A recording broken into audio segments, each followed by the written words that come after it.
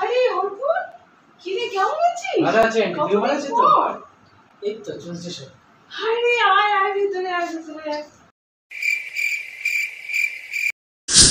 ভাই সামনে ঘরে এনিমি আছে যা যা রাশ কর, আমি পিছন থেকে স্নাইপার দিয়ে মেরেছি ভাই, যা যা যা যা রাশ কর।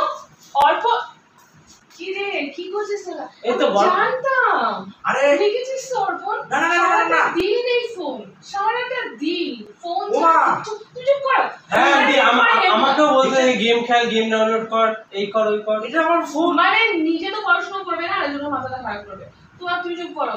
তারপর বল এখন কি করছিস? তাহলে তোর পরীক্ষা শেষ, এখন সামনে কলেজের জন্য অনেক স্কলারশিপ এক্সাম গুলো দিচ্ছি, তারপর সামনে জেই আর ডব্লিউবিজি আছে, ওটার প্রিপারেশন নিতে হচ্ছে।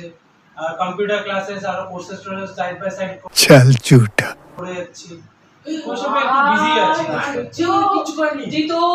ওমা দেখেছো জিতু? আর ও কথা দেখ, সারা দিন ওই ফোন আর একটা কথা বলবে না, আমি তোমার কোনো কথা শুনতে চাই না। যদি কিছু করতে হয় তাহলে শেখো, বন্ধুর কাছ থেকে কিছু শেখো। একদম অখাদ্য ছেলে, একটা বাজে ছেলে। हर एक फ्रेंड कमीना